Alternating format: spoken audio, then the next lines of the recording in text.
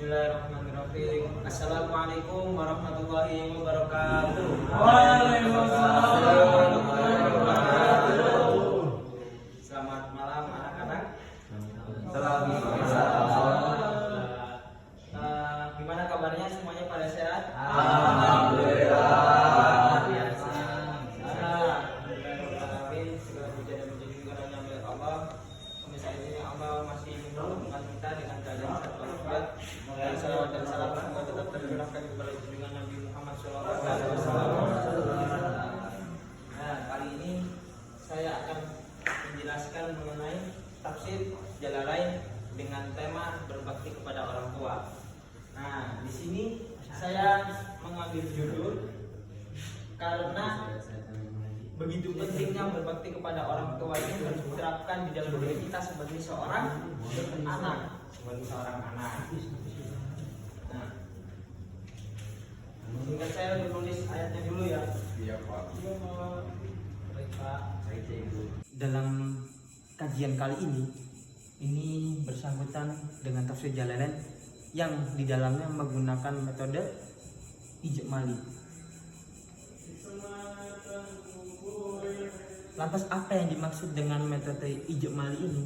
Metode ijmali adalah metode yang menerangkan penafsiran dengan cara global, ringkas. Jadi penafsirannya itu luas dan dalam penafsiran juga termasuk dengan kategori ringkas. Jadi tidak terlalu panjang dan tidak juga terlalu pendek. Inilah mengenai tafsir ijmali. Nah, kemudian langkah-langkah penulisan tafsir ijmali secara singkat ya.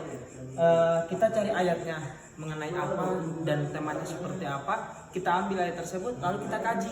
Dalam kajian kali ini kita sedikit menjelaskan tentang ilmu alatnya, tentang kedudukannya sebagai apa. Kemudian setelah itu kita menjelaskan secara global dan secara ringkas. Jadi tidak terlalu panjang dan tidak juga terlalu pendek. Lalu ketika kita menggunakan tafsir ijmali ini, kita juga memberikan atau memasukkan kisah-kisah inspiratif atau kisah-kisah para ulama zaman terdahulu. Kemudian yang kedua memberikan hadis-hadis yang memang hadis itu masih ada kesinambungannya dengan ayat yang kita pilih tersebut. Mungkin itu mengenai gambaran metode tafsir ijmali.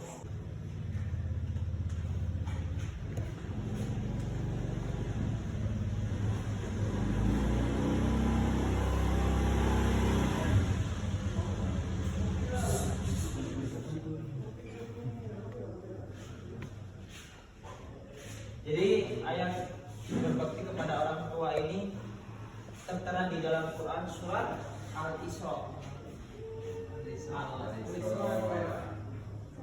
Ayat berapa, ada yang tahu? Ayat berapa ya? Bukannya ayat 23 sampai 24. Ayat 23 sampai 24. Nah,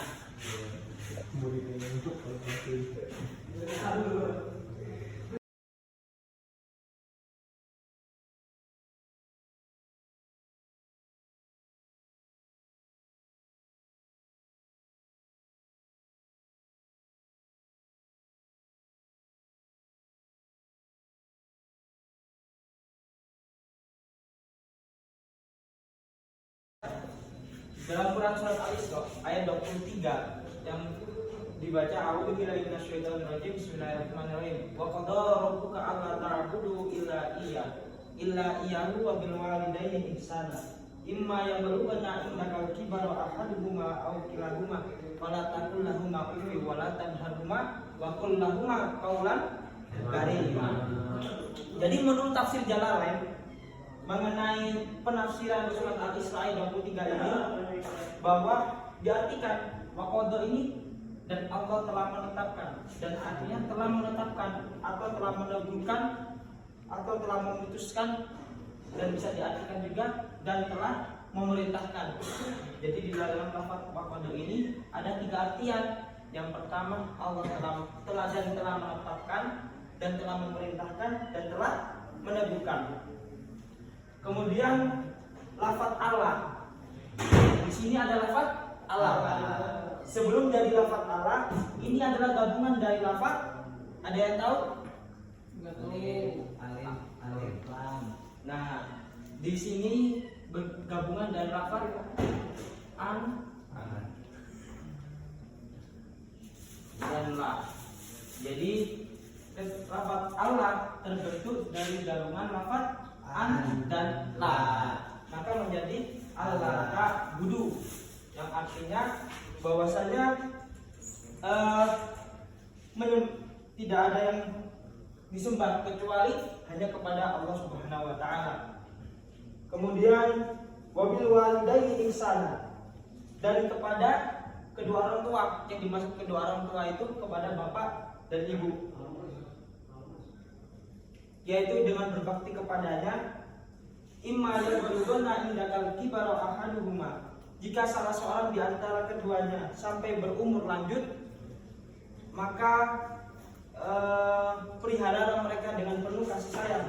Sedangkan di sini ada lafaz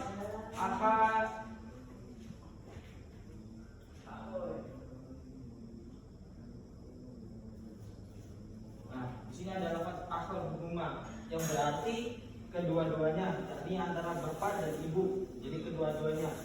Yang menurut qiraat bisa ahaduma au kilahuma. Jadi sebelum lafaz ahaduma ini ada lafaz yablughanna.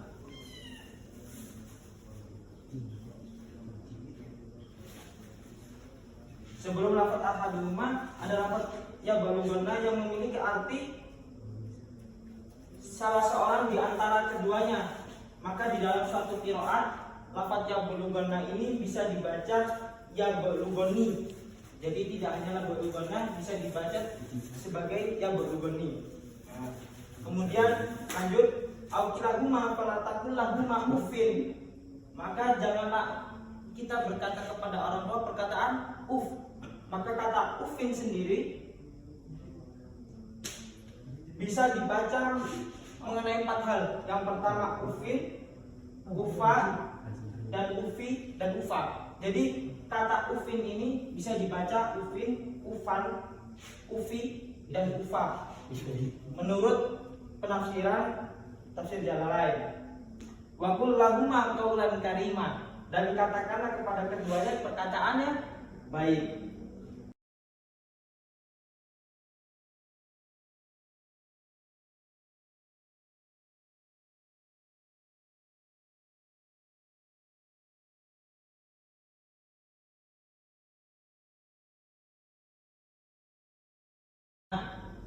Teman-teman, di sini ada ayat yang ke-24. A'udzubillahi minasyaitonir rajim. Bismillahirrahmanirrahim. Wa fid lahum janaha dzulli minar rahmati wa qur rabbirhamhuma kama rabbayani shaghira. Wa fid lahum janaha dzulli, yang artinya dan rendahkanlah dirimu terhadap keduanya. Yang terhadap keduanya dimaksud kepada orang tua, maka bersikaplah sopan dan santun kepada kedua orang tua. Minar rahmati, dengan penuh kasih sayang. Namun kalau di dalam Al-Quran itu sendiri diartikan dengan menurunkan sayap kerendahan. Yang dimaksud dengan menurunkan sayap kerendahan adalah kita menyayangi kedua orang tua dengan sepenuh hati kita. Jadi kita menghormati beliau, kita bertindak sopan santun kepada beliau adalah salah satu berbakti kepada orang tua. Kemudian ayat selanjutnya, wa qur rabbirhamhuma kama rabbayani shaghira, dan katakanlah kepada Tuhanmu, wahai ya Rabb, kasihinilah mereka, sayangilah mereka sebagaimana mereka mengasihiku di waktu aku kecil. Jadi itu adalah suatu doa yang kita ungkapkan sebagai seorang anak untuk memberikan suatu kehormatan kepada orang tua melalui wasilah daripada kita, yang kita ungkapkan doanya kepada Allah Subhanahu wa taala.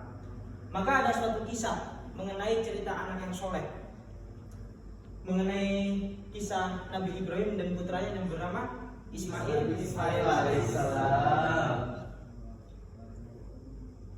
Kisah Nabi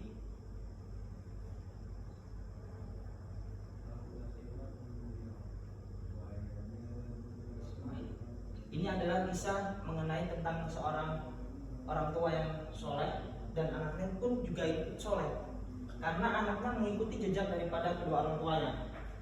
Pada waktu itu Nabi Ibrahim ini mendapat mimpi dari Allah Subhanahu wa taala untuk menyembelih seorang anaknya yang bernama Nabi Ismail alaihissalam. Ketika pagi, Nabi Ibrahim menyampaikan kepada anaknya, "Wahai anakku sayang, aku mendapatkan mimpi dari Allah Subhanahu wa taala untuk menyembelihmu." Ketika itu pun Nabi Ismail apakah menolak? Jawabannya tidak. Nabi Ismail tidak pernah menolak. Dan dia pun berkata kepada ayahnya, "Wahai ayahku, jika ini perintah daripada Allah Subhanahu wa taala, maka lakukanlah." Sehingga pada waktu itu Nabi Ibrahim bersama Nabi Ismail pergi ke daerah hutan, daerah pegunungan tanpa diketahui oleh ibunya yang bernama Siti Hajar. Jadi Siti Hajar ini tidak mengetahui kalau memang Nabi Ibrahim dan Nabi Ismail ini pergi. Nah, ketika sudah di bukit sampai, Nabi Ibrahim ini menyiapkan pisau yang sangat tajam untuk menyembelih Nabi Ismail. Nah, ini ujian dari Allah. Ketika Nabi Ibrahim sudah mendekatkan pisaunya di leher Nabi Ismail, ketika itu Allah ganti Nabi Ismail dengan seekor kambing.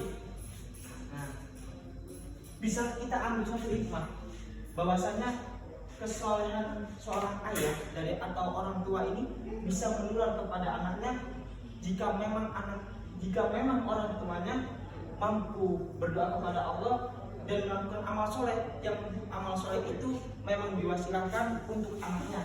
Jadi ini suatu resep bagi kita semuanya ya.